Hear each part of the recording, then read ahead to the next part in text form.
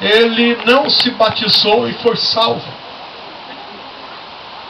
Davi também não se batizou e foi salvo.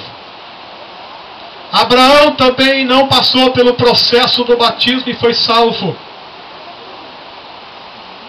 Os profetas não passaram pelo processo do batismo e foram salvos. Mas acontece, irmãos, que Jesus ainda não tinha vindo. Quando o ladrão foi salvo na cruz, Jesus ainda não tinha morrido. Então ele foi salvo sem passar pelo processo do batismo. Porque Jesus ainda estava vivo. E um senhor, alguém que tenha bens e tenha filhos, e ele quer distribuir os seus bens, irmãos, enquanto ele está vivo, ele pode distribuir os seus bens da forma que ele quiser, para quem ele quiser. Mas, se ele vir a falecer, ele tem que fazer um testamento e deixar aquele testamento. E depois que ele falecer, então, os herdeiros, para tomar posse da herança, tem que, irmãos, procederem conforme está escrito no testamento, porque assim rege a lei.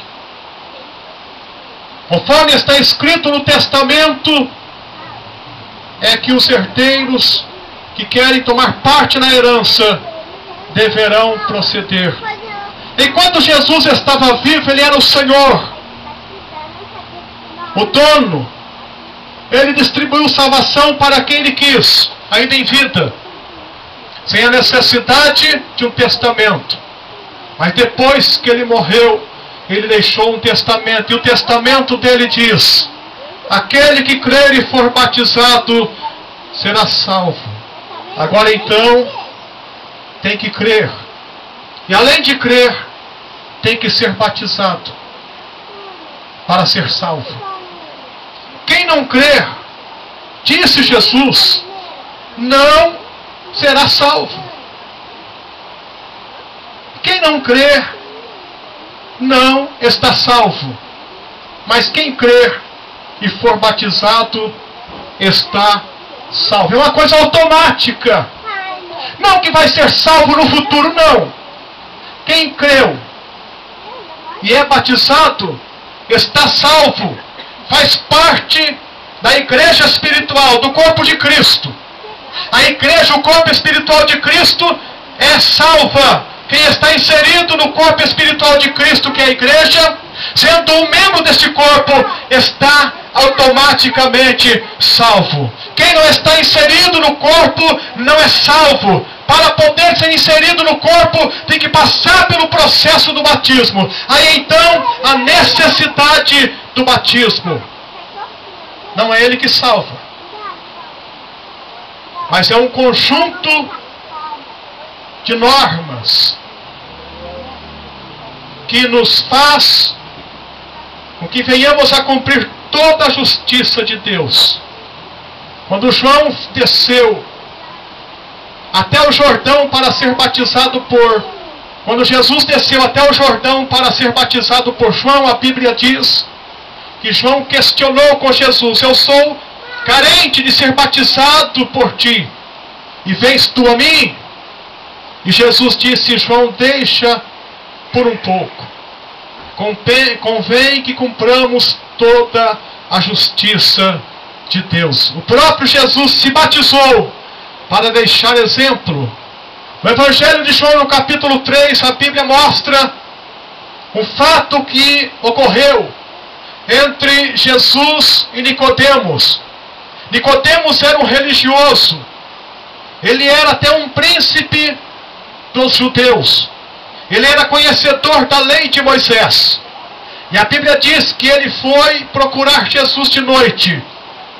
E ele começou a questionar Jesus acerca do que ele deveria fazer para poder herdar o reino dos céus. Aí Jesus disse: Nicodemos, necessário te é nascer de novo. E Nicodemos ficou, irmão, sem compreender o que Jesus estava lhe dizendo. E questionou Jesus: como posso eu, sendo um homem já velho, nascer de novo? Porventura posso eu voltar ao ventre da minha mãe e nascer novamente? Jesus disse: não, Nicodemos, você é um homem religioso.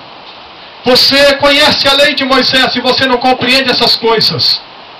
Mas Nicodemos, uma coisa eu quero te dizer: aquele que não nascer da água e do Espírito não pode ver o reino de Deus. Quando o homem crê no Evangelho e recebe Cristo como Salvador, ele renasce no seu espírito.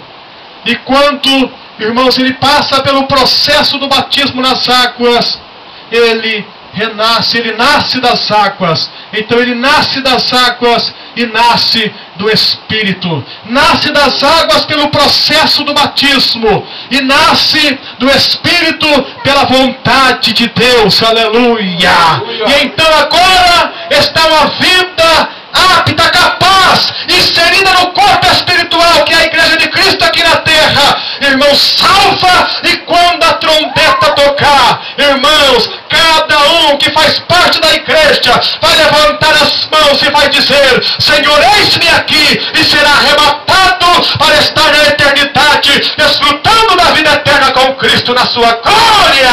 Glória a Deus. Oh, que coisa tremenda, irmãos. Isso é lindo.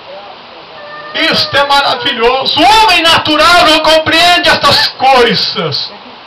Mas aqueles que já tomaram uma posição sincera com Deus e um dia confessaram Cristo com o coração, creram com o coração e confessaram com a boca, irmãos, e com o ato do batismo testemunha a sua fé publicamente, então agora estão aptos.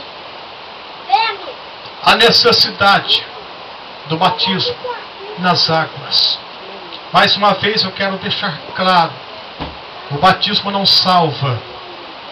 O batismo faz parte da salvação. A Bíblia diz em Efésios 2:8 que a salvação é um dom de Deus gratuito que se toma posse pela fé, não vem pelas obras para que ninguém se glorie. Mas, irmãos, isso não quer dizer que o crente não tem que praticar boas obras. As boas obras não podem produzir salvação, mas a salvação produz as boas obras.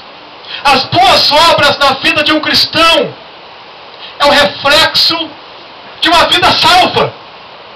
Eu posso dizer que as boas obras, irmãos, é como o facho de luz de um holofote. O holofote, ele é produzido ele é feito para produzir um facho de luz. Ele tem poder de produzir um facho de luz. Mas o facho de luz é o reflexo do holofote. Não tem poder de produzir o holofote. O facho de luz são as boas obras. O holofote é a salvação. A salvação tem poder de produzir as boas obras. E as boas obras não podem produzir salvação. Assim como o facho de luz não pode produzir o holofote, mas o holofote pode produzir o facho de luz, assim, irmão, se aplica. A salvação produz boas obras na vida do ser humano. O homem que foi salvo, irmãos, as boas obras é o reflexo da salvação na vida dele. Jesus disse que uma árvore se conhece pelos frutos. Uma vida salva se conhece pelas obras que aquela pessoa produz. Pelas obras de alguém